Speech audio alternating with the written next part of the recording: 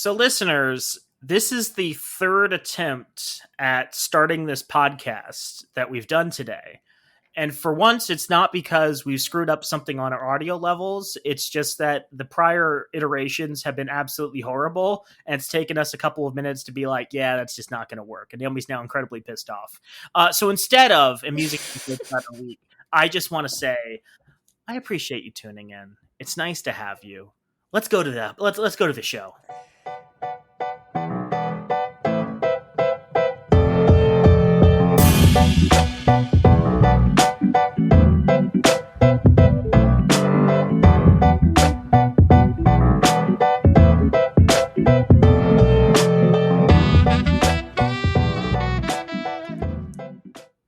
Welcome back. See, why would Owen date these guys? It's a podcast. We got high energy. We're getting started. Naomi's super excited because we're finally getting to it. The meat, the potatoes, the gravy, the cherry sundae on the side of this incredible episode. Naomi, are you excited? We're gonna get it. This is round 3. We've practiced 2 times before. We're ready. I was excited on part 1, fucker. So yeah, we're a podcast. We just talk about sex, dating, and relationships. We're back to discuss part 3 of The Straight State, which is a book exploring how queer culture was kind of created in the United States by different institutions throughout the 19th and 20th century. Before we jump into today's main topic, which is finishing up the book and discussing military and how military culture influenced culture, queer culture specifically, during those periods, I have a drink to try. I don't know if I've done this on the show before. I think I've done a different Virgil soda. It is Virgil's Vanilla Cream 0-calorie soda. I believe they make it with stevia. It is keto friendly, Naomi. So if you need a soda and you're on the keto diet, this is the one for you.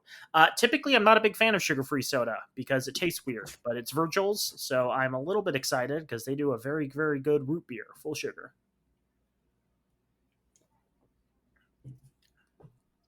Not good. Artificial vanilla, artificial stevia flavor. You're better off just sweetening some water with a couple stevia drops, and you'll get approximately the same flavor as what they've produced here.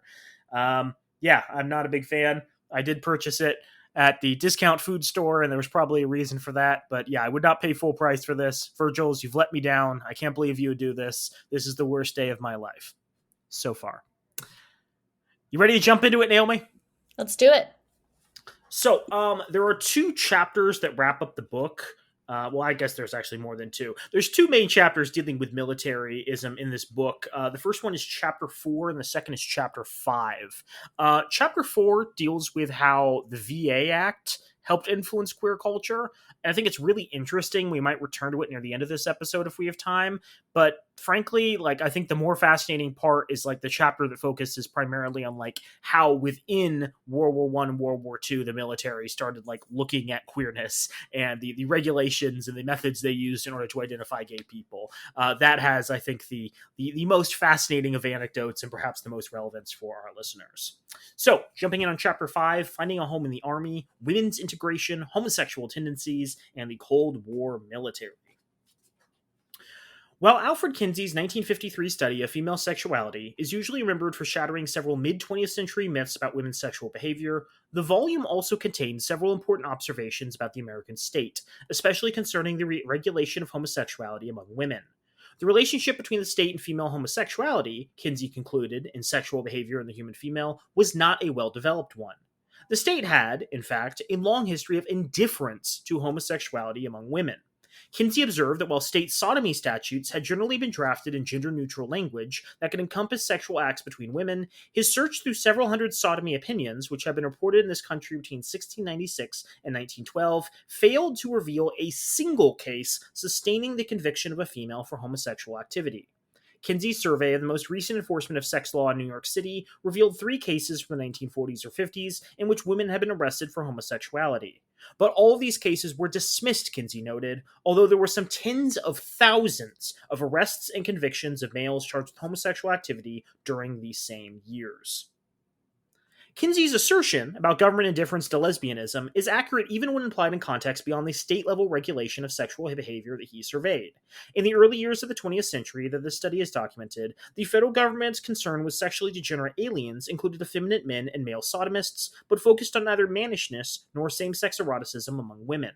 While World War I Vice investigators occasionally identified female perpetrators in and around military bases, one witness even testified during 1919 hearings into the homosexual scandal at the Newport Naval Training Station that there were a lot of queer women in Newport, such revelations seemed to have little impact on local, state, or federal policing, which remained directed at men. It was concern about male degeneration, moreover, that resulted in federal services for male transients. Female drifters, however closely associated with psychopathy, were on their own. So, initial thoughts about this. Does this jive with kind of your understanding of early American history? I'm still kind of confused on how they were like arresting people for, let's just say, sodomy. If like, how do you catch someone in the act, and that is how Yes. you like, okay. No, that is not how I interpreted the American history that I learned in middle school when I was learning about American history. Call me crazy, but no, I didn't. No, that's not how I interpreted things. Fair. Yeah, I mean, I don't have a good explanation for why that would be. I think it was probably similar to how ancient Romans kind of thought about sexuality. Ancient Romans, for the most part, were very tolerant of like male male queer relationships because their understanding of sex involved having a penetrator and someone to be penetrated. And so while that could occur between two men and that could occur between a man and a woman, didn't really work for two women. And so it was more confusing to them than like weird, disgusting, aberrant, anything like that. And so for the most part, they kind of considered a curiosity. There were some people who were like, oh, well, lesbians must have like large clitorises or something because that's the only way it would work. But like beyond like vague medical records that like pretended that there was some kind of relationship between lesbianism and certain sexual characteristics, yeah, there wasn't really like a clear understanding of what it was. And so for early American history, I guess I wonder if it was somewhat similar insofar as like two men having sex. Everyone's like, okay, we understand that. We don't like it. It's gross. Two women having sex, though, it's like, well, what does that even mean, right? That isn't going to involve pregnancy. For the most part, like, I don't think that's going to involve as many STIs being transmitted, at least to the people of that time who probably didn't have a clear idea of like what was involved there. I think it's fascinating because one might argue that two women having sex alters like the status quo and like the whole idea of like marriage being for the sake of like pregnancy that a lot of people had in mind. I guess you could argue the same for like two men having sex. But yeah, just given how like patriarchal our society was for the longest time, you would think that women having sex would be more regulated than two men having sex. But maybe the idea is like patriarchy doesn't want men to like think for themselves. They don't want men to make decisions for themselves that are outside the gender order. They want like a very clearly defined heterosexual culture because that's how you control people. I don't know. It's a very weird topic. I'm listening to what you're saying, and I'm wondering, you have this like this interpretation of like, I don't know. I'm still trying to wrap my head around it because we've been talking about like mainly like male, like MSM relationships up until this point. Sorry, like male seeking male relationships up until this point in the Yeah. book. And so it's interesting to kind of switch gears, and it almost feels as if like it's, I don't know. It's very interesting to hear this part of history because before, again, like when we're learning history in school, it's okay, there's, a man and he, just happened to settle down with another man, but they're just friends, and it's the same sort of thing when you hear like historic accounts of women that settle down with women that they're just friends, they're just living Yeah. together. They never got married. So, yeah, I'm interested to see how this turns out. I almost wonder, going back to your initial question, which was how they actually enforced it. Yeah, they would send police patrols into parks. They would send them into bathhouses. They would, in the Newport military scandal, the Dollop has a great episode on it. And they would actually like have military officers go and like get the numbers of like queer people and meet up with them for like sexual encounters, and only once they had documented like, oh, actual sex occurred, like, he gave me a blowjob or something, would they, move in and attempt to, arrest the person. But actually, well, that's how it worked initially. It turns out that a lot of the people who started, becoming informants were actually really enjoying it. And so, like, basically the military just started paying for a lot of gay men to go on dates and have sex with men. They'd be like, oh, yeah, I had sex with Steve, but I need to go back and get more evidence. I'm not sure if it was, actually gay sex or just like, normal two men having a time sex. But I guess to answer your question, it's easy to regulate male sexuality because men, for the most part of like American history, had a freedom of movement that women did not. Right? Like, this isn't true of all women, but like for the most part, women were very much confined to the domestic sphere. If they were able to, leave the house, they were constantly surrounded by community members and people that they knew. You'd walk down the street to go to the market and you'd see 15 people that you knew, and you'd say hi and whatnot. And so you were constantly kind of being like regulated and policed by people. You didn't have a lot of alone time. But men are constantly leaving the house and going to their jobs and spending time away from home for hours each day. It feels easier for them to insert, for lack of a better term, queer activity into their lifestyles. And so it's become something that can be regulated by the state. There's this management statement. It's like, what can be measured gets managed. Basically, if you're able to identify something and attach metrics to it, that ultimately is what's managed in the workplace. And for things that are much harder to define, like, does someone show up with a good attitude? Is someone like a team player? Right? Like, those are important things, right? Those contribute a lot, but it's much harder to pinpoint than like, how many cases did this person work on today? How many meals did this person prep in the restaurant?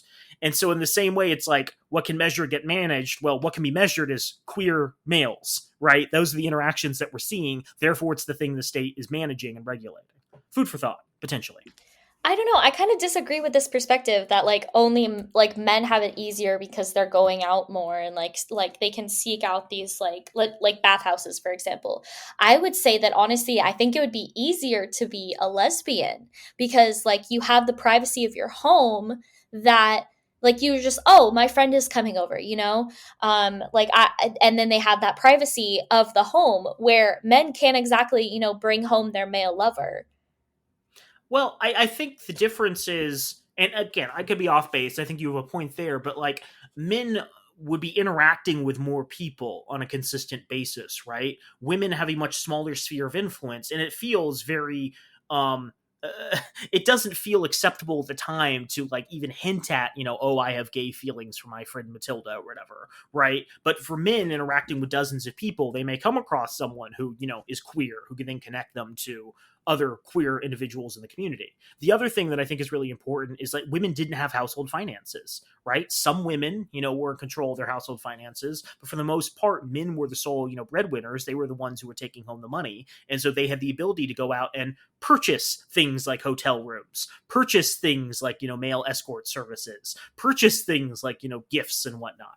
And this was true both for, male and male female prostitution. Men just have an easier time of it, having kind of secret lives outside of the house. It's much harder when you're raising a family and your kids need help and, all these expectations are placed upon you to incorporate this into your life. But I agree with you to the extent that, like, if there is such a thing as like a woman who's in a relationship who doesn't have children that need constant attention, perhaps their home is, a space that they can have these interactions. That said, that'd probably be something that was like confined to the middle and upper classes, because so many, lower class people lived in tenement housing where, the walls are paper thick, or you're sharing a room with, 5 other families.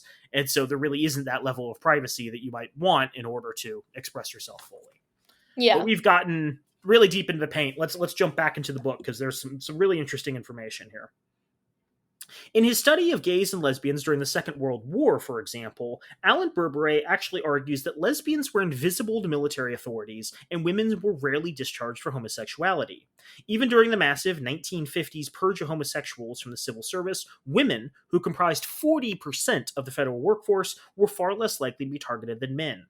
Of the initial 91 homosexuals fired from the State Department, historian David Johnson writes, only 2 were women. So while generally true, Kinsey's conclusion about state indifference to lesbianism does not hold in one time and place. the early Cold War military. Here, one finds a state that did not ignore, conflate, or subsume lesbianism, but was instead focused upon it. Although women made up just 1% of the force during the late 1940s and early 1950s, the military's efforts to purge soldiers suspected of homosexuality targeted women especially. Military officials maintained that homosexuality among women were more disruptive in morale and discipline than homosexuality in men, and they attributed a far higher rate of homosexuality activity to female than male personnel. I could have written a supplement to the Kinsey Report, declared the director of the Women Armies Corps in her report on the prevalence of lesbianism after the war. Yes, they do. They do note a couple of documents here: the Crittenden report from the World War II project records, and then the memorandum from Colonel Mary Halloran to Major General G.E. Byers, the homosexual problem from the Women Armies Corps in 1850. So, as with earlier moments of increased federal attention to homoerotic practices and desires, the process of state building itself stimulated growing federal interest in homosexuality among military women. The coming of the Cold War, as political scientist Bruce D. Porter has argued, gave an enduring cast to the transmutations of World War II, especially to the increased size of the bureaucratic state, which remained intact. The post-war boom in military spending expanded the economy generally, paving the way for a greater number of women to enter the civilian labor force. Cold War expansion also created a lasting need for women inside the military. When Congress authorized a permanent peacetime force that was at least 5 times its 1939 size, it simultaneously provided for a stable nucleus of women who would attend to the military's growing clerical, administrative, and other needs. Legislation that permanently integrated women into the regular forces was passed in 1948. So why does this matter? Why are officials suddenly regulating all of this? Well, homosexuality mattered most to state officials in the places where citizenship was defined, and if women's military service was becoming less peripheral, then so was their perversion. The Cold War military thus reveals another federal arena in which an increasingly salient opposition between citizenship and homosexuality was forged, but one in which the lesbian was as meaningful in defining citizenship's outside as the figure of the male homosexual. Women's proximity to first-class citizenship helps to explain why the focus on lesbianism first became apparent inside the Cold War military, but other factors were also at work. The federal regulation of homosexuality among women also depended upon the crystallization of a binaristic conception of homosexuality and heterosexuality, which, as previous chapters have alluded to, developed gradually in the years before World War II and then hardened during and immediately after the war. By the late 1940s and early 1950s, many Americans, and certainly most state officials, believed that individuals were either heterosexual or homosexual, and that normal men and women were those that had sexual relations with persons of the opposite sex. As a result of this broad-ranging conceptual shift, and in contrast to the early 20th century, men and women who were identified as homosexual were seen as fundamentally similar kinds of people, and this paved the way for a military policy that applied to both men and women, irrespective of sex. Okay, so there's a couple of ideas that are being brought up here, and I think they're all interesting. The first one is women are suddenly being seen as citizens in the United States, right? Like, this is part of a broader cultural trend. You know, women had gained the right to vote back in the 1920s, late 20s, early 30s, and that, you know, is slowly becoming more and more utilized by women during these periods. The second thing is there's this new permanent military section composed of women, which didn't exist before, right? During World War II, a lot of women's jobs were temporary or civilian workforce jobs that helped the military, such as, you know, producing munitions. I don't think those were like official military positions. They were like private companies that were doing it for the military. So during World War II, the military might have been like, okay, we hear there are some lesbians, but like they're not part of our formal structure, so like why would we really regulate them? It's not that big of a deal. And so now, during this Cold War period, women are considered first-class citizens and have certain respectability things that they need to uphold, but also they're now permanently part of this apparatus, and so now the military is like, oh, we actually have a compelling interest in order to keep our workforce like clean of deviance. The third thing that's really important, and this is not something that we've like touched upon too much in this book, but it is an idea that we've discussed before in like books like Sex in the Heartland, is like the average American was becoming more and more aware of like homosexuality and heterosexuality during this period, right? The Kinsey Report comes out, and it's not the first. There were others before it, but it is one that like largely defines how culture understands like gender and sexuality during this era. And during this period, more and more Americans are like, oh, there are these, classifications we can divide people into. And so while before there was like, oh, well, there's the deviants over there. Now it's like, oh, there are actually scientific categories for people who fit certain characteristics. And now it's something that, again, can be regulated. It's kind of like that thing I just brought up. What can be measured gets managed. Well, before you really couldn't define like what even was a queer woman, right? It's not something that had really strict parameters. But now that like social scientists and psychologists are getting involved, it is something that can be measured. It is something that can be managed, and so now it's something the military is taking an interest in. So, one of the things that Margot talks about in this section is how military officials began using the same regulations that had kind of governed homosexual conduct between men to regulate women. The thing was, there was a key difference. Typically, um, before you had used actual physical contact between men in order to say, oh, these men were gay, we need to discharge them for homosexuality. But military officials didn't have a clear idea of like what physical contact between women would constitute, right? Like what even is lesbian sex? And we'll talk about this in a little more detail because it gets a little funny. But basically, instead of regulating like incidents where women had been caught like having sex, because again it's kind of amorphous, they weren't sure how to define it, they instead started to regulate like relationships between women that were suspected to be sexual. And that's like a very key difference. Before, you could have two men in the military who there was no proof of like them having sex with one another, but were like very, very close in a way like friends weren't. And the military didn't care about that. What they cared about was whether or not they had caught two people having sex. In this instance, it didn't matter whether or not these women were actually having sex. It mattered if they had incredibly close female relationship. That's the thing that they could actually monitor. That's the thing they could actually regulate. And so that becomes a key difference in how during this period, lesbianism is regulated. So as relationships became the focus of state policing, anti-lesbian investigations took on an unprecedented size. Such investigations encompass not simply the parties to an alleged sexual encounter, but an expansive web of friends and acquaintances that sometimes extended far beyond a single base or unit. These ordeals, which represent a huge expansion of the state's investigatory power, were a manifestation of the military's own ambivalence about the women who served in the military after the war. In contrast to the women whose World War II service was understood as a heroically brief interlude before marriage, this latter cohort signed up not to meet the temporary emergency, but rather as a part of a permanent nucleus of women within the armed services. Because they were seen as choosing the military, as opposed to marriage, for a career, these women, these soldiers, were automatically considered overly ambitious, and unlikely to be satisfied with the things that normal women wanted. The way that these soldiers were policed then were related to why they were policed.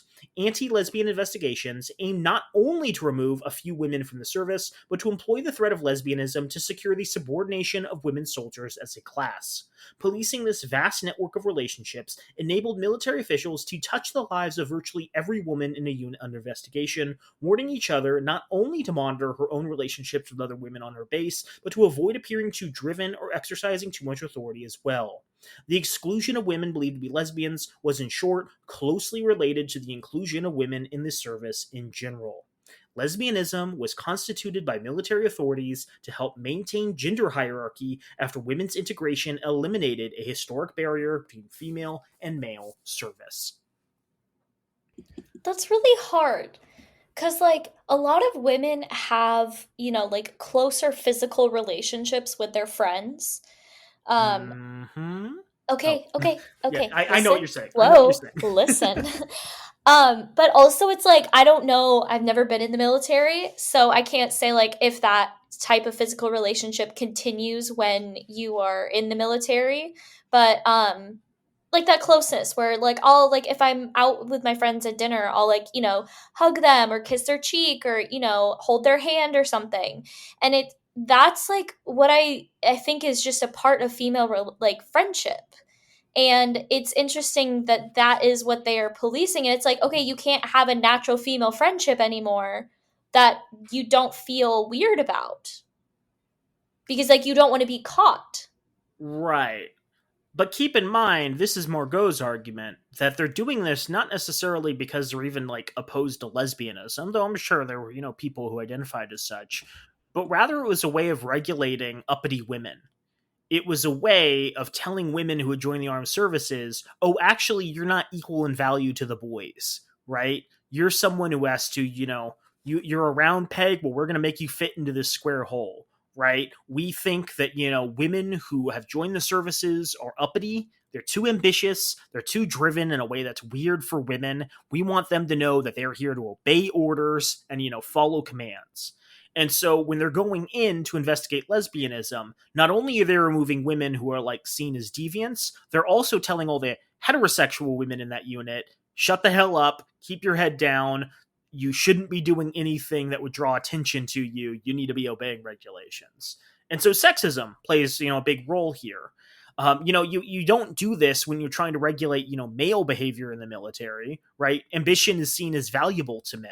Men who are ambitious, men who put themselves out there, are seen as charming and charismatic and confident, and those are qualities that are often looked to in leadership. But for women during this era, military leaders are like, "What the hell do you think you're doing? Emulating the characteristics of men." And they're putting out a rod and slapping the hands of people who decide to defy convention. I hate the patriarchy, and that's my stance. So Margot mentions, a couple of periods throughout World War II and, after the war where there were investigations into lesbianism. This wasn't something that, had like a clear structure and hierarchy to it. These are more of isolated incidents. And often, people who are caught, they weren't seriously punished, as we talked about earlier. She notes that the Army's post-war focus on homosexuality among women existed with equal or greater intensity in the Navy, Air Force, and Marines. When the head of the Air Force Special Investigations Unit took command of his office, he did not believe the rumors concerning homosexuality among Air Force women because they were, quote, so incredible. He soon found that the situation was actually more fantastic than the rumors. A major in the WAC described the Air Force mechanism for investigating female homosexuals, noting that large numbers of both the old-timers and the newer crop, including one woman referred to as the Queen Bee, had already been cleared out. A 1952 report on the Women's Marine Detachment in El Toro, California, observed that homosexuality among the women there was considered to be the definite problem that probably existed at other bases as well. Yet it was the Navy's 1957 Crittenden report that most clearly articulated that homosexuality was a special problem among women. The report noted that homosexual activity of female members in the military has appeared to be more disruptive of morale and discipline than similar male activity, and it posited a higher rate of homosexuality for women than men in the Navy. The different rates might have resulted from a variety of factors, the Crittenden board opined, including both greater surveillance and the attraction to military service to females with Latin homosexual tendencies. That analysis suggested the military's own uneasiness with the women who chose the military rather than marriage. It was a harbinger also of the incredibly broad way that the military's anti-homosexual apparatus would be used against all women in the service. Anti-lesbian repression in the military was broadly powerful against all women because it was individually devastating against a smaller number. So that's kind of touching upon the same point as before, but I think it makes it clear that like this isn't Margot's own interpretation. These are like the actual reports that are coming out of the military that are saying exactly the same thing. And keep in mind, the reason they're probably identifying more suspected lesbians than they are suspected gay people is because they're focused more on relationships, not relations, right? They're looking more for incredibly close women than they are for women having sex, compared to men, where they're looking for instances of men having sex, not men who are overly familial. It's fascinating, the difference between the two. I'm going to confess ignorance here. I don't know a huge amount about like the eccentricities of like gay culture. But it does feel to me that like lesbians are more known for having like strong knit communities, like extensive networks of people that know each other in the areas where there are, large groups of lesbians, than gay individuals. Now, this could be me being completely off base, but I think that also ties sort of into men just tending to have less friends than women do It definitely feels that like women just in general have larger social networks, and if you're a queer individual who's looking for support in this time, you probably would want to build out as extensive of a network as possible to account for, any problems that could come up. So when I say that like they had no idea what they were looking for, I want to underline they had no idea of what they were looking for. The Navy's Crittenden Board noted a strange paradox. The prevalence of female homosexuality was, the board wrote, in contradiction to the fact that homosexual activity in the female is difficult to detect. That difficulty arose because military officials, as they admitted again and again, were unclear as to what characterized homosexuality among women. The commanding general of the Fourth Army concurred. Little is apparently known about female homosexuality, he remarked. Military officials contrasted the mystery of homosexuality among women to its relatively straightforward expression among men. It is generally understood that homosexuality in males is manifested by commonly known perverse sexual acts, wrote two military psychiatrists based at Fort McClellan. Commonly known perverse sexual acts sounds like either an amazing punk rock band or like the most amazing gay bar in the world. Why not both? Why doesn't that band only play at that bar? Homosexuality in women might consist of anything, the Fort McClellan psychiatrist stated, from the bus station pickup to the close emotional relationship extending over a period of years with no more than casual physical contact. As this broad range suggests, the ambiguity of homosexuality in women increased its scope. So this is important. One, I think this stems from the fact that really no period prior the government had like gone through and defined like what constituted lesbianism. And so they're operating from like a sense of ignorance where like there aren't broadly understood cultural mores for like what defines female homosexuality. But simultaneously, if the end goal is to regulate women's behavior, why not expand the net as broadly as possible? And pick up all women that you consider to be uppity and deviant, right? It doesn't matter if those characteristics are actually associated with like being gay. What matters is regulating the behavior of women. And by expanding the net, you can do exactly that, Naomi. So let's talk about what policing actually entailed. So Margot poses the question, how did military police and administrative discharge boards enforce the DoD's policy on homosexuality among individual women? Given that, like, they don't really know what they're looking for, but they have incredibly broad range of characteristics, how are they actually going through and regulating women's behavior? Right? Obviously, there's a lot of bad stuff, but, like, if so many women are caught up in this net, how are they going through and, like, rooting out the women who are actually lesbians or, like, strongly suspected to be lesbians versus softly suspected? So military discharge files from male soldiers from the early 1950s follow remarkably clear patterns. Most cases involve 2 or perhaps 4 men who either admitted or observed in acts of sodomy or fellatio. Often the admissions followed being caught by other men in their units. The investigation, while undoubtedly painful to the accused, was a contained and relatively straightforward inquiry. Did 2 men engage in sexual relations together? How, when, and where? Who saw it? When male soldiers were processed as Class 3, or for tendencies, the investigation still generally revolved around the commission of acts, albeit one with fewer witnesses. In one case, for example, a lieutenant reported that he suspected one of the men of homosexual tendencies. After investigation, it was found that a man did engage in acts of sodomy. In another instance, a male soldier wrote a letter to the president stating that he was a homosexual and asking for help to cope with his condition. After this admission, the Army commenced an investigation into the soldier's homosexual tendencies. Again, the investigation focused on sexual acts. Based upon the evidence, the investigator wrote, the undersigned feels that the offense did in fact take place. Policing homosexuality among women was not as clear-cut.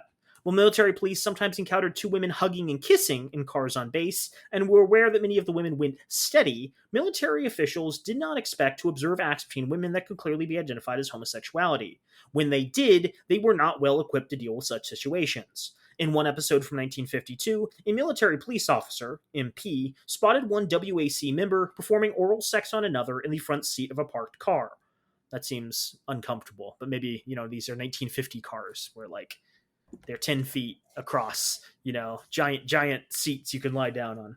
He watched for about... It depends on the type of oral sex that we're talking about.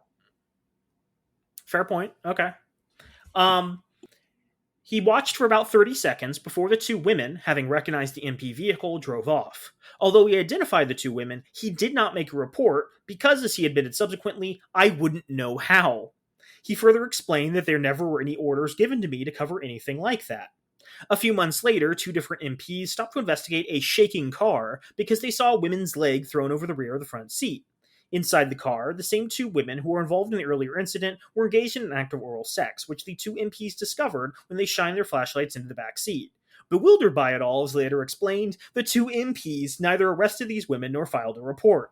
When the issue came to light, these MPs were also questioned as why they failed to respond. One admitted during questioning that he would have arrested two men if he found them in a similar position, but treated the two women differently because it was such a shock to me and something that MP training didn't cover. One could conclude, based upon the way that these MPs responded to the two soldiers, the military authorities were uninterested in the idea of policing sexual activity between women. But that was not the case. Military authorities sought evidence of physical involvement between women suspected of being lesbians, yet MPs simply did not expect that women would routinely engage in homosexual acts where they could be observed. It was just one of those things you read about and hear about, declared one of the MPs who had spotted the two women together in the car, but never see. Accordingly, in most cases, the policing of women relied more on interrogation, through which investigators induced women to confess and corroborate sexual activity with other women, sometimes quite successfully. Military authorities seem to take pornographic pleasure in such work, as in one case where several female soldiers were apprehended at the wedding of two women at a Washington, D.C. hotel. Wedding is in quotes. During the subsequent investigation, one soldier was asked if the woman with whom she was alleged to be involved was, quote, pretty in the nude. Another was asked if the woman she'd be intimate with had come, and if it, quote, felt good to you. Investigators seemed particularly interested in determining whether women had engaged in oral sex, a practice that marked them as especially perverse. Do you engage in diving? One investigator asked, clarifying, that is when you use your tongue. Another soldier was asked if anyone dove on the woman when she was drunk. Women soldiers sometimes resisted being placed on the furthest end of the continuum. I take it you were fingering her, an investigator stated, and then added that he assumed that the accused had used her tongue as well. I didn't say anything about my tongue, the soldier snapped back at him. I specified my hands and nothing else. Law enforcement taking advantage of their job? What? Oh my god. Crazy.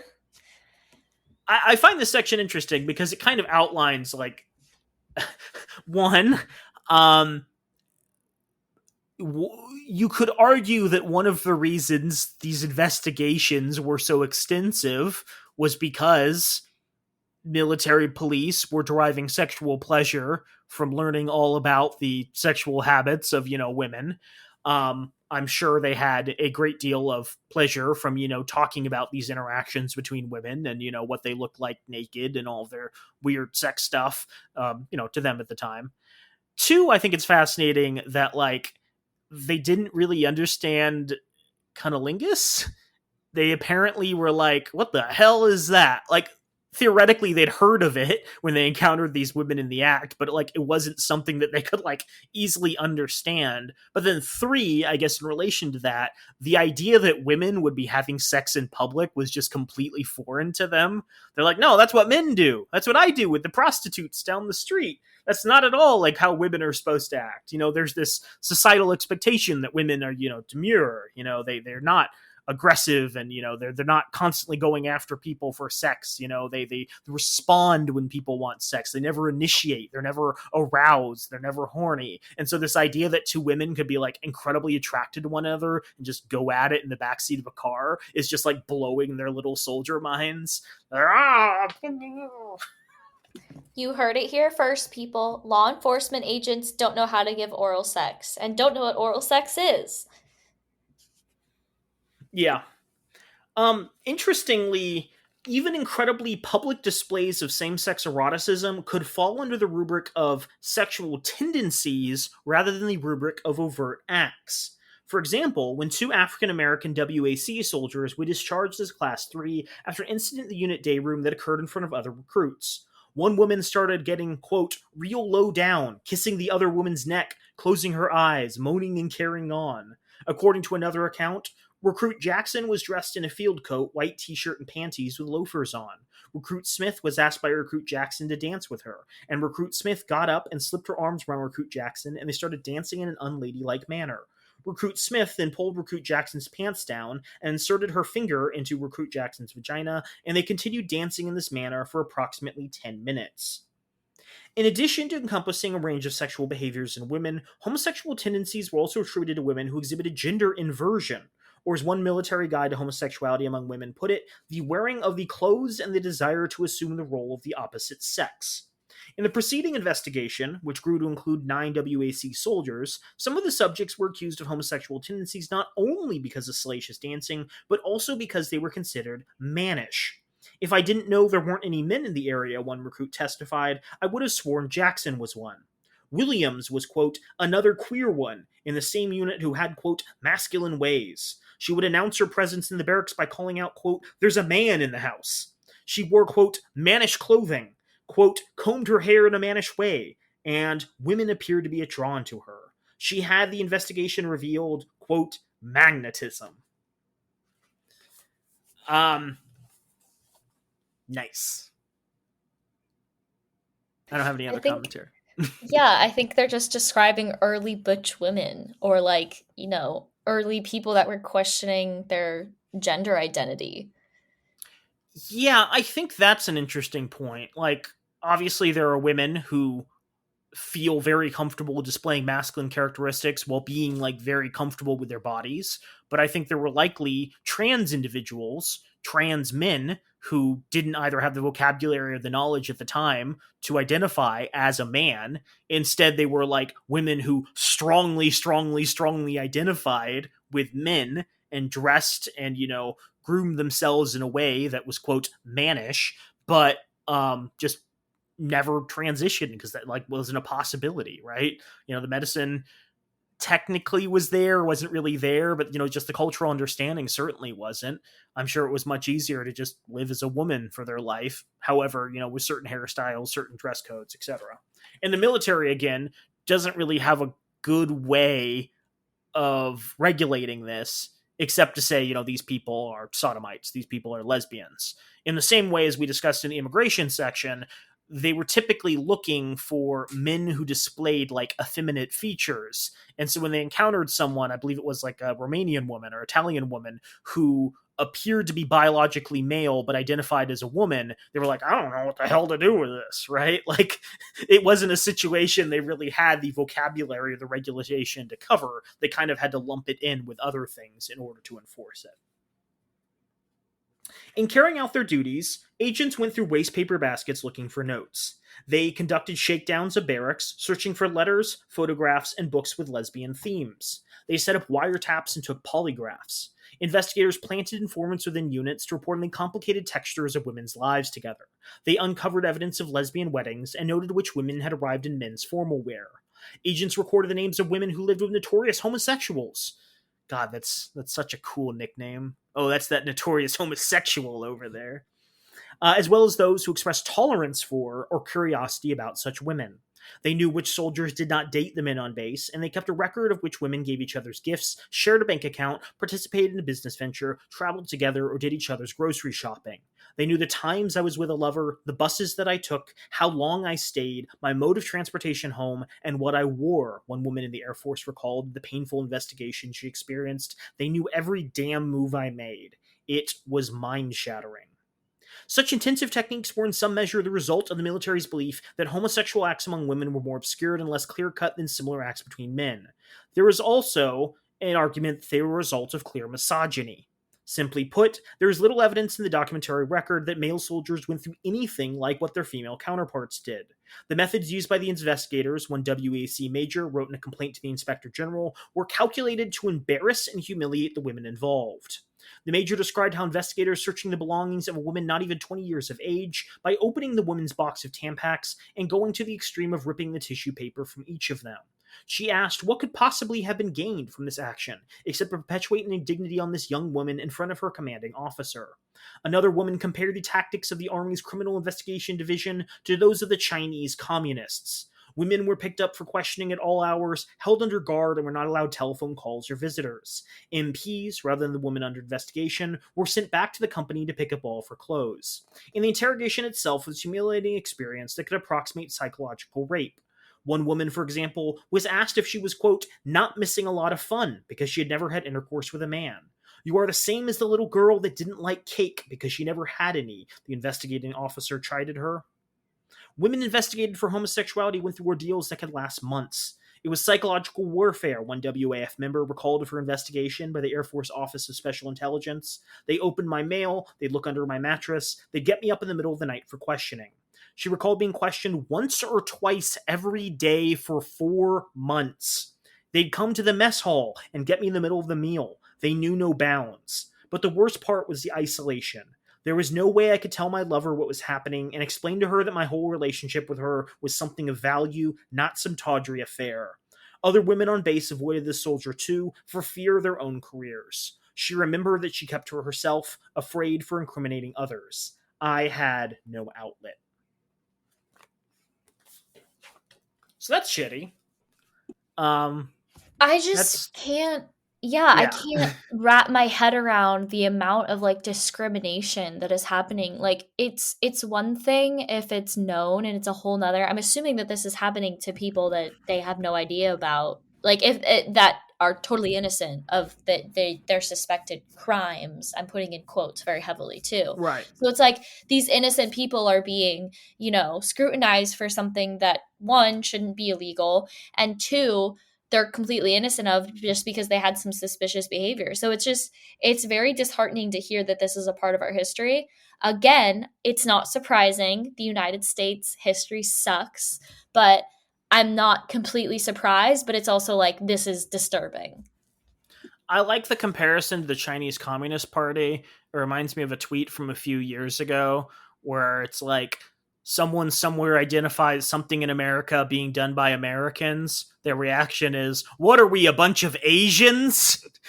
And it's like we Yeah. always have this idea that we have to compare to like some unspeakable horrors being done by a culture that's considered foreign or like perverse to us. Oh, well, you don't want to be like Middle Easterners, right? You don't want to be like Chinese communists, right? You don't want to be like the German Nazis, right?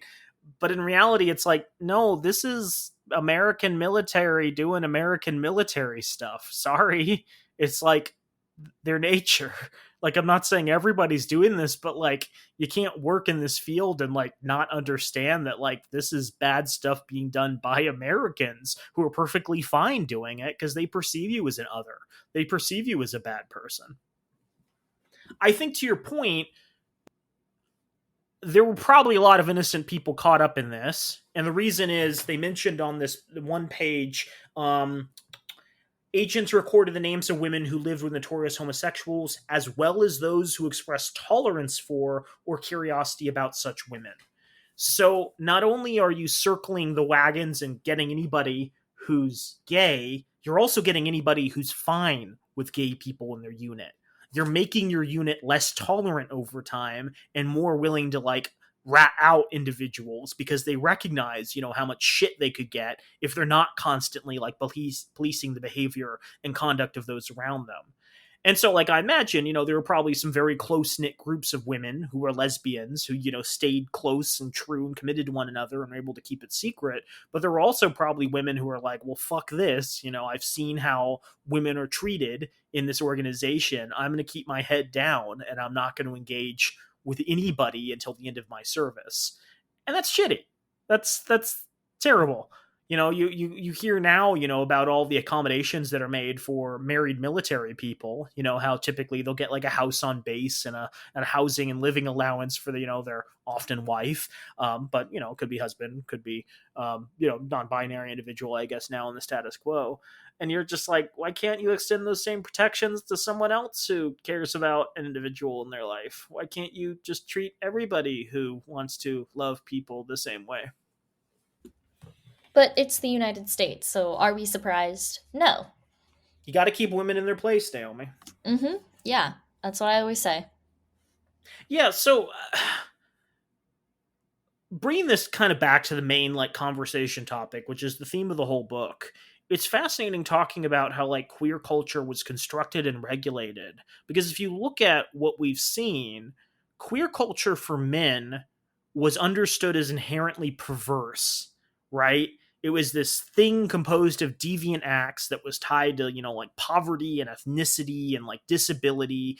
It was this nasty thing that was tied up in your mind with all of like the terrible things that exist, outside of, white, middle class, perfect heterosexual lifestyles. And for women, it's more broadly defined by women not wanting to be part of the status quo.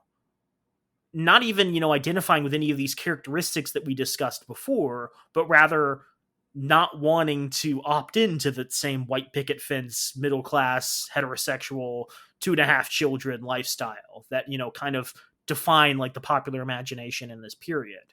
Right? So homosexuality for men being defined by perversion and grossness, homosexuality for women being defined by not doing what we want them to do.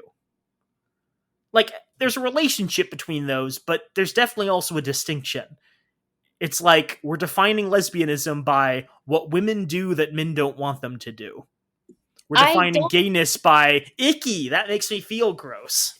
I don't understand why you're so surprised. Like, this is literally all of history. Like, if women don't fit in, you have to, like, put them into a box. And that's exactly what's happening. That's fair. That's fair. Okay, we got a little bit more before we wrap up. So, there was a bit of a problem here, Naomi, which is there were these giant investigations about women's alleged tendencies. And most women could not prove the absence of tendencies. That fact, combined with the incredible scope of military policing, put all women in a precarious position. Yet while these ordeals affected women very broadly, they did not touch them all in the same way. Women who were actually accused, as opposed to those who were questioned as witnesses or merely observed the events unfolding on their base, had to have incredible fortitude in order to get through the investigation. Some women did fall apart, but many others had some place deep down, as one soldier surmised, something that kept the survival instinct intact. The subjects of these investigations could be remarkably tough under questioning, as, for example, one woman who demonstrated a complete absence of anxiety during her interrogation. In another episode, a suspect was reported to be belligerent towards investigators. She states that she can be affectionate with other females, kissing and exchanging gifts, and yet that is her own affair, a major reporting on the case, working on the case recorded. In yet another instance, an army psychiatrist remarked on the subject's aggression and hostility. This girl entered the interview situation rather snappily, he observed. She flatly refused to discuss anything sexual. Some women refused to answer questions, others simply denied that they were homosexual. When Air Force recruits Fannie Mae Clackham and Grace Garner were asked by a fellow soldier to accompany her and another WAF member on a trip to visit the woman's aunt in a bordering state, they reluctantly agreed. They arrived in Dallas only to find that there was no aunt, and when the woman who had initiated the trip suggested that the foursome stay over in a motel at her expense, Clackham and Garner might have been a little suspicious. But the woman's role as an informant was only apparent when the Office of Special Intelligence later called them in for questioning.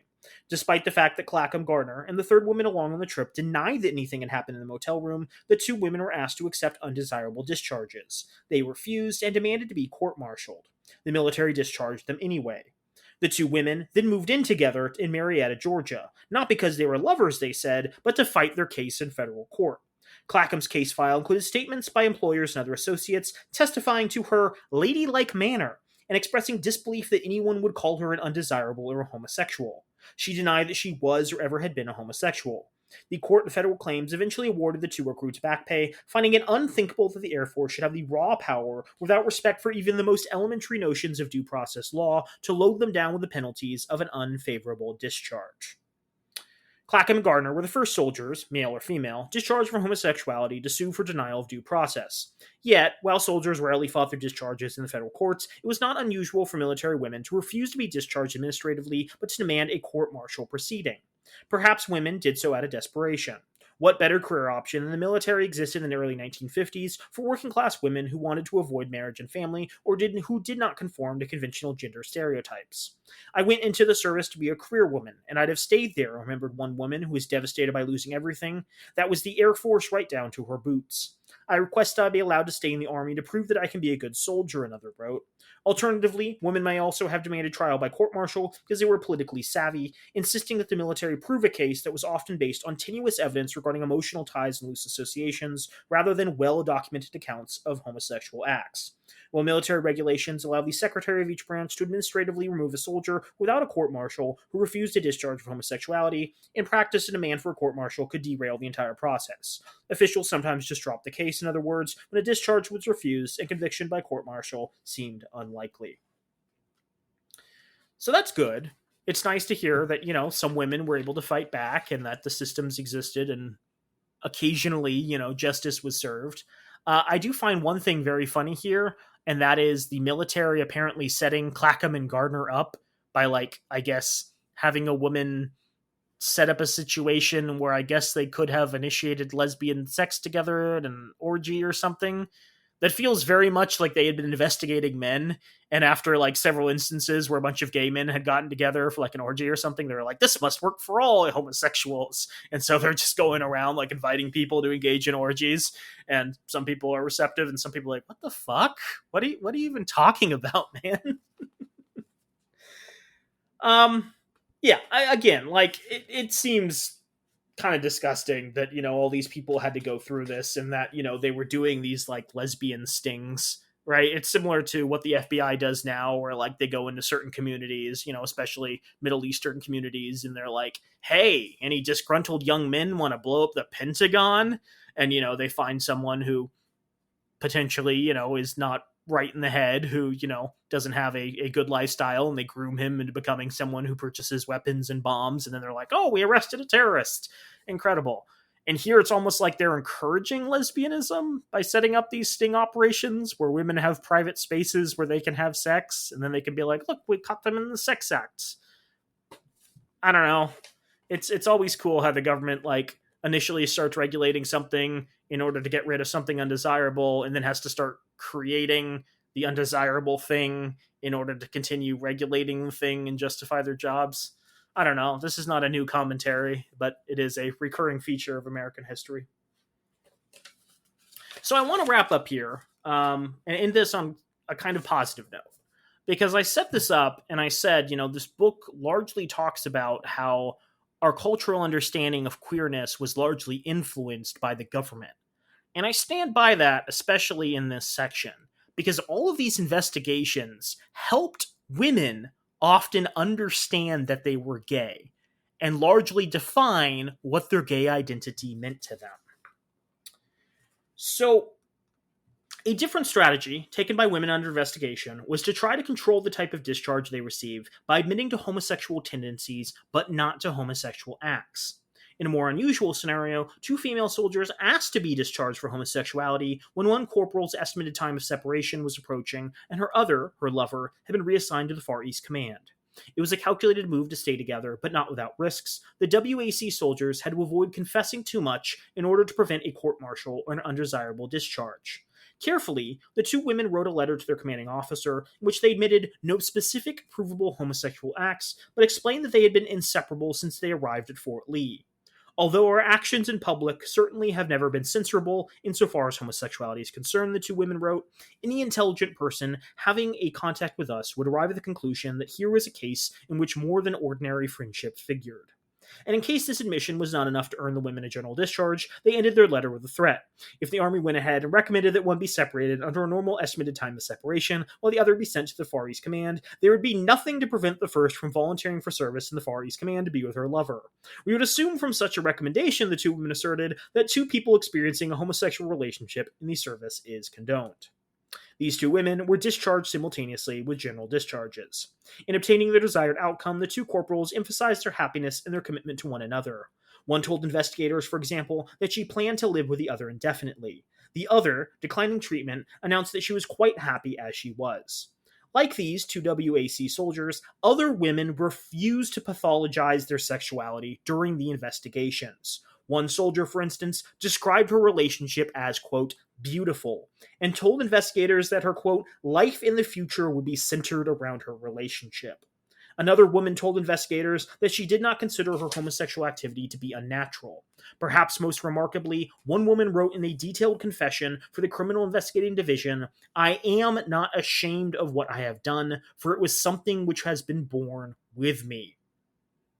As such declarations indicate, state repression was productive of identity in complicated ways. Women's attempts to manage their anti-lesbian apparatus in the military frequently led them to articulate a lesbian identity in much sharper terms.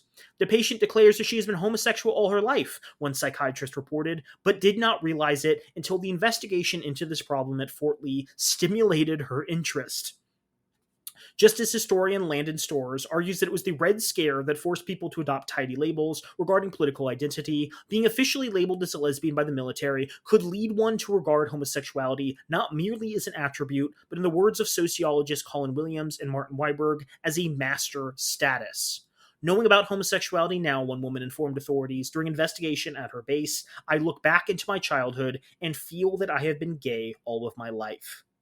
Not surprisingly, then, many women center the military experience in these confessional statements that they drafted for authorities. Even those who first encountered homosexuality as civilians described the military as clarifying their sexual feelings, and it was common for women to attribute their initial discovery of homosexuality to the military. Prior to my arrival here at Fort Bliss, one soldier said, I have never known what homosexual was, nor what the term meant. Another wrote that she first became aware of homosexuality when she noticed that certain members of the WAC detachment wore fly front trousers and had mannish and peculiar characteristics. Many soldiers described an educational process whereby those more experienced not only initiated them sexually, but culturally as well. One woman remembered that she had to look up the word homosexual in the dictionary when she first heard it used in her detachment, but afterwards a soon more experienced soldier took her on as a project. The younger woman was taught the vernacular: butch, fluff, gay, how to recognize other homos by hair length, sock color, and fingernails, and finally courtship. I told her I was very, very fond of Lieutenant Vance, the soldier recalled, and she told me that Lieutenant Vance was a fluff, and if I wanted to get her, I would have to be a butch. For that reason, the young private said, I took all these lessons to heart, and it didn't take me too long to learn. What is striking about these confessions, beyond the role that the writers assigned to the military and their own growing self-awareness, is their length and complexity. It was the rare writer who limited her statement to a straightforward, if graphic, enumeration of sexual activities. More unusual still were those who gave up terse confessions that resulted in dismissal, but must have frustrated nonetheless the prurient interest of authorities. I come from Beeville, Texas, read the text of one such woman's entire statement, and I am a homosexual. Most women's statements were not so direct. Rather, women at one base referred to one's emergence as a homosexual as making a person, and often women's confessions reflected this much more complex narration of all the elements that led them to be involved in this investigation to be, as some women confessed, homosexual. These more expansive statements of identity mirrored the broad scope of the military interrogation, self-explorations of emotion, personality, and culture. The statement of the accused often started with a discussion of early childhood. One woman attributed her beginnings in homosexuality to a lack of proper teachings into such things on the part of my parents. Another simply began, ever since I can remember, I've always been a tomboy. One woman's confession, which ran on for 6 single-space type pages, included involved description of her years in art school. The adolescent, young adult coming-of-age story was a central element of many confessions that then led up to what were sometimes steamy and sometimes sweet depictions of campus, depictions of romance. Margot ends here and notes that being unsure of what defined lesbianism, military investigators listened intently to women themselves for an answer. The process was not terribly distinct in the way that state officials, going back to the turn of the century, had crafted homosexuality in reaction to the repeated encounters with certain types of difference. The uniqueness here might be how involved the conversation was between the regulator and the regulated, how much women themselves worked with the state to produce the category of lesbianism. It was, to be sure, a forced and unpleasant collaboration, but also extremely far-reaching in that it did not just affect the women who had begun to think of themselves as homosexual, the women who literally and figuratively found themselves in front of military boards. From the beginning, the lesbian witch hunt had a much broader audience and purpose.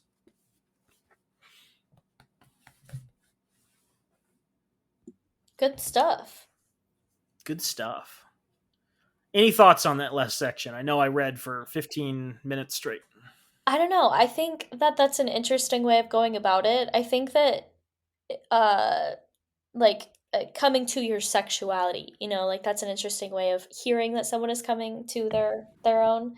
I don't know. That I've never heard of that happening before. But of course, this is historic remarks, so I can't really say much. I can't really interpret them more than, what we have on paper. It's interesting to hear, though. I'm reminded of Sex in the Heartland, where there was this constant problem where was it Sex in the Heartland? It might have been Front Porch, the Backseat. I think it was Front Porch, the Backseat. In that book, they just I need to hear the remark first. I This is a mental note for me, Naomi. It's important to me that I get my ducks in a row. Um, Parents got increasingly concerned throughout the 20th century that young folks were being involved in like steamy sexual activities. And so they talk about in magazines and publications and newspapers about, the practice of French kissing in the car or the practice of, smooching on the porch behind, your house, or the practice of, going to third base with your partners. And every time they'd have this conversation, have the kids of today gone too far? All they do is tell all the kids in the country, oh, we can do that. They'd inform people that these things existed. The more they talked about how concerned they were about the sexual activities of young people, the more young people knew the sorts of sexual activities they could be engaged with. And so there's this constant back and forth between authority figures trying to prevent people from doing things and the people they're trying to prevent only learning about those things when the authority figures were talking about them. And I think it's interesting here where a lot of these women, if the military had not existed or these opportunities not been available to them, might have gone through life and been like, well, I'm not really attracted to my husband, but like that's how all women are, right? We just get married and pop out some babies, and that's existence, baby. But in the process of enforcing and regulating lesbianism within the armed forces, by creating these, military investigations and tribunals, more and more women are forced to think about what it means to have like feelings and desires for, people of the same sex. By regulating lesbianism, they're also creating lesbianism by saying, hey, this is the thing you can do. This is the thing people sometimes engage in. And so more people see it. It's not like, oh, we're going to, legalize marijuana and everyone's going to start smoking. Right. There are plenty of heterosexual women who, had no interest in women who hear about this stuff and like, oh, okay, whatever, and move on with their lives. But there are other people who are like, oh, hell yeah, I'm smoking marijuana doobies day one. I'm eating the CBD brownies. I'm eating the cookies. There are people who are like, oh, I've always had an interest in that, but it was never authorized. It was never defined in terms that I could understand. And suddenly they jump on the opportunity and, oh man, you've created queer culture for the next 50, 60, 70 years. I guess that's why I'm having such a hard time wrapping my head around it because like lesbian is just a common term, like it's an everyday term to me, to my Yeah. generation. And so I think it's interesting that like people, I guess it's you would feel so different about what your likes and dislikes were. Like I bet it was so scary thinking, "Oh, I have romantic thoughts about my friend Matilda," if you didn't have a term to label it with, if you didn't have somebody to, look up to that was in that queer relationship. And so obviously like I guess I put on my Naomi hat instead of putting on my, early United States military women in military hat. So I think that's just the difference. That's why I was having such a hard time wrapping my head around it. Yeah, I mean, I think it's still in a certain way an attitude that trickles down today where a lot of people don't treat lesbianism as a real thing. There's still a lot of people who are like, oh, women can't actually have feelings for one another, right? Some people might accept, oh, women might have sexual attraction, but the idea that two women could be in a committed relationship for an extensive period of time is just completely foreign. And so, there's, a lot of guys who are like, I want my girlfriend making out with other women. It'd be so hot if, I could have a threesome with, my girlfriend and, other women. And look, I'm not saying that, just because someone has sex with, someone that they're attracted to, that they're going off, and starting a relationship with them or, aggressively cheating. But just the idea of a woman like being fully attracted to another woman and wanting to live their life with them in the same way just doesn't occur to a lot of people, right? It's just something that seems completely anathema. And so I do think, look, a lot of this is stemming from sexism. A lot of this is stemming from the desire to control women. But a lot of this, like, regulation is just like, what the hell is going on? How is it that women can be attracted to other women? Do we need to bring in men? Do we need to bus in men from the military base down the street every week and host dances? I don't know. They probably did that, knowing the history of militaries in the United States. That probably was a thing. But yeah, it's fascinating to me. You're right that we talk about all this stuff, and we have very accessible language today that allows people to categorize themselves, and it's just so foreign thinking about a time when you lacked this language, right? You're using all these vague things like fluff and butch and cutie and other things, and I'm sure that was meaningful to those people back then, but it's still like, what is this culturally? What is this socially? What sort of arrangement is this economically and politically? Right? Where are the boundaries of this? Is it just for sex and sexual pleasure? Is it that we want to spend the rest of our lives together? Is it similar to prisons where it's only women around here, and so we're gonna get our rocks off this way and then go settle down with men later? Or is it like, no, we genuinely have these feelings and want to be long term? Right? There's so much mixed up here, and it's fascinating how the fact the military wanted to regulate it helped people define their identities and kind of come out of the closet during this period. And keep in mind, like, this was not limited to the military. This spills out into society, right? The military is not a closed system. These people return, either being discharged from the armed forces or being honorably, released from the military. And then they go out and either they're gay and they're looking for gay people in their community, or they're settling down with people that they met in the military, or they're straight and they suddenly have a new understanding of queerness, and they're able to go out into society and not judge people who don't subscribe to certain gender identity or like living arrangements. This has amazing ripple effects throughout society, and I imagine this played a big role in kind of the queer revolution in the 1960s and 70s, where you had so many people coming from the military. But yeah, that's the straight state. Again, I glossed through a lot of it. There's a far more academic aspect to it. I skipped 2 chapters in here, 3 chapters in here even, with a lot of really fascinating information about the way that like queer culture was reinforced by other government regulations at different points throughout time. But I think I hammered on the major points.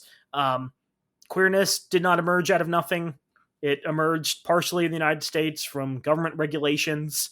It defined gay identity and lesbian identity and trans identity in very different ways based upon the interests of the state.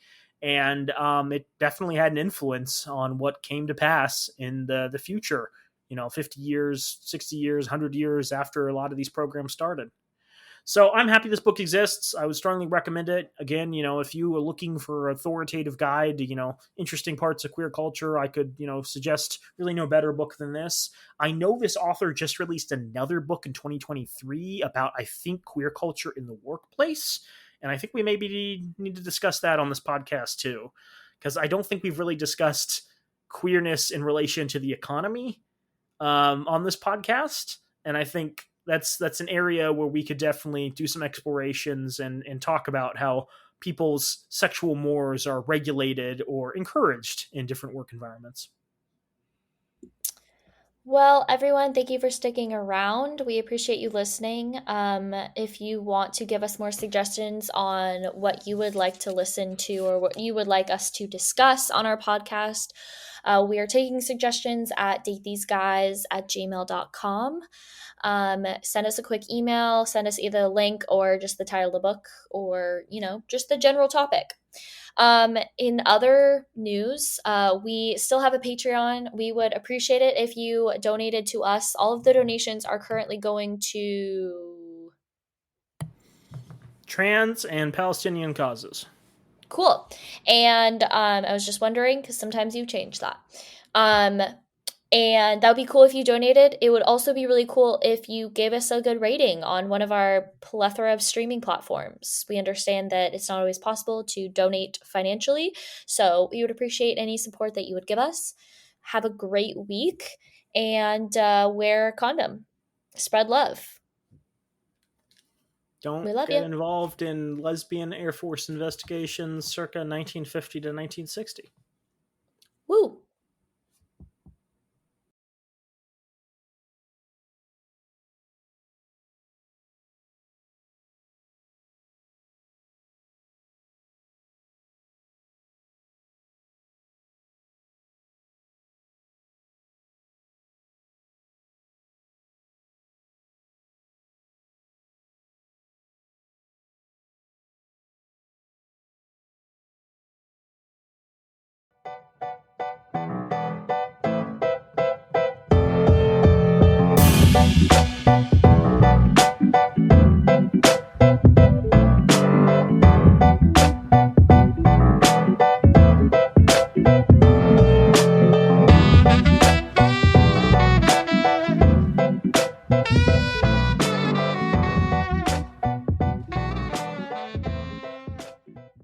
Many thanks for the use of our theme music, which is the song Drop by Ketsa.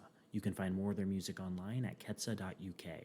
You can also find Date These Guys online on Twitter and Instagram at DateTheseGuys or visit datetheseguys.org.